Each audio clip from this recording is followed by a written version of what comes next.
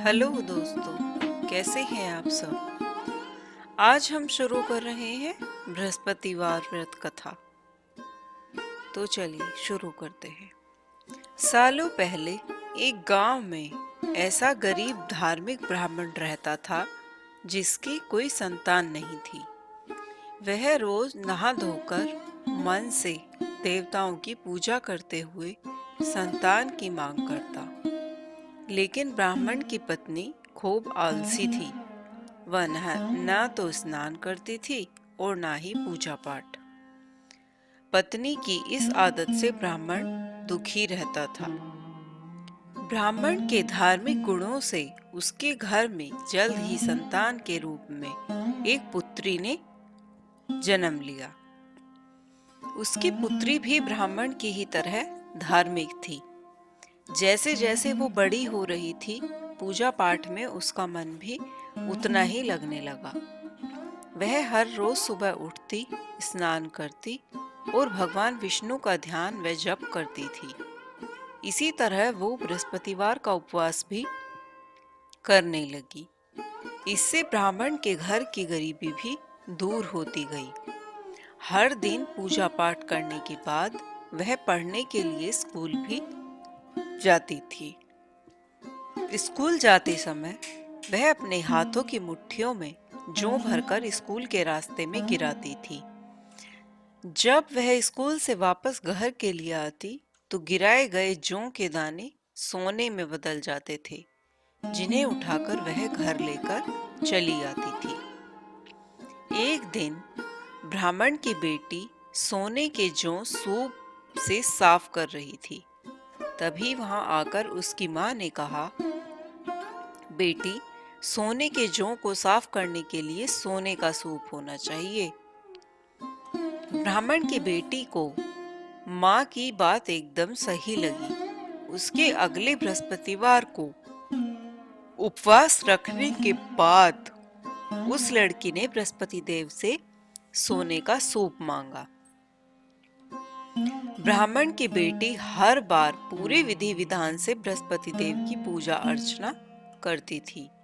इससे प्रसन्न होकर भगवान उसकी सारी इच्छाएं भी पूरी कर देते थे।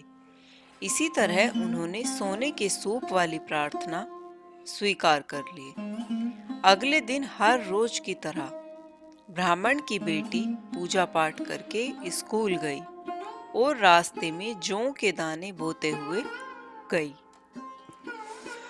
वापस आते समय जब वह जौ के दाने बीन रही थी तो उसे सोने का सूप भी मिल गया। सोने का सूप लेकर वह घर आई, जिससे उसने सोने के जौ साफ किए। एक दिन इसी तरह ब्राह्मण की बेटी घर के बाहर बैठकर सोने के जौ को सोने के सूप से साफ कर रही थी। तभी उसके घर के सामने से एक राजकुमार गुजर रहा था। राजकुमार ब्राह्मण की बेटी को देखते ही उस पर मोहित हो गया। जब वह अपने महल पहुंचा तो ब्राह्मण की बेटी के मुंह में उसने खाना पीना त्याग दिया। जब राजा को यह पता चला तो उन्होंने राजकुमार से इसका कारण पूछा। राजकुमार ने अपने दिल का सारा हाल राजा को बताया। अगले ही दिन राजा अपने मंत्री के साथ ब्राह्मण के घर गया और ब्राह्मण के सामने उसकी बेटी का विवाह अपने राजकुमार से करवाने का प्रस्ताव रखा। राजा का प्रस्ताव सुनकर ब्राह्मण काफी खुश हो गया। उसने तुरंत ही विवाह करने के लिए हाँ कर दी। कुछ ही दिनों में राजकुमार और बेटी की शादी हो गई। इधर ब्राह्मण की बेटी शादी होने के बाद अपने ससुराल चली गई। उधर ब्राह्मण का फिर से गरीब होने लगा। उसके बुरे दिन दोबारा वापस आ गए। एक दिन ब्राह्मण अपनी बेटी से मिलने के लिए उसके ससुराल गया। पिता की हालत देखकर उसने बहुत सारा धन देकर ब्राह्मण को विदा किया। बेटी का दिया हुआ धन कुछ ही दिनों में खत्म हो गया। और ब्राह्मण गरीबी की वजह से परेशान हो गया। ब्राह्मण फिर से अपनी बेटी से मिलने के लिए महल गया और उसने बेटी को सारी समस्याएं बताईं। अपने गरीब ब्राह्मण पिता की बात सुनकर उसकी बेटी ने कहा, पिताजी, कल आप माँ को लेकर मेरे पास आएं। मैं उन्हें बृहस्पति देव के उपवास और पूजन की विधि बताऊंगी। इसे करने से सारी समस्याएं दूर हो जाएंगी। ब्राह्मण ने ऐसा ही किया। अगले दिन वह अपनी पत्नी को लेकर महल में बेटी से मिलने के लिए गया। पुत्री ने अपनी माँ को बहुत समझाया कि उन्हें आलस त्याग कर सुबह स्नान करना चाहिए और भगवान विष्णु की पूजा करनी चाहिए। लेकिन ब्राह्मण की पत्नी ने उसकी एक भी बात नहीं सुनी। वह अभी भी पहले की ही तरह रहती थी।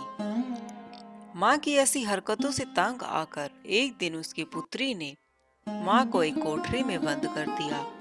उसे जबरन सुबह स्नान करवाया और भगवान विष्णु की पूजा करवाई। इससे उसकी माँ की बुद्धि में सुधार हो गया। अगले ही दिन से ब्राह्मण की पत्नी सुबह उठती, स्नान करती और विष्णु भगवान की पूजा करती। साथ ही बेटी के बताए अनुसार हर बृहस्पतिवार के दिन वह उपवास भी करने लगी। इससे प्रसन्न होकर बृहस्पति देव ने उसकी सारी गरीबी और समस्याएं दूर कर दी। फिर वह एक सुखी और संपन्न जीवन जीने लगी। इस व्रत के प्रभाव से मृत्यु के बाद ब्राह्मण और उसकी पत्नी को स्वर्ग का द्वार भी मिला। तो इस कहानी से हमें सीख मिलती है कि आलस्य करने से किसी भी तरह का काम नहीं बनता है। आलस्य को छोड़कर सुबह जल्दी उठकर पूजा पाठ की जाए तो मन भी शांत रहता है और मनोकामनाएं भी पूरी होती हैं। तो धन्यवाद दोस्तों। कैसी लगी आपको हमारी कहानी? अगर कहानी पसंद आई हो तो वीडियो को लाइक करें, शेयर करें और हमारे चैनल को सब्सक्राइब करें। मिलते हैं एक और नई अगली कहानी में। तब तक के लिए धन्यवाद।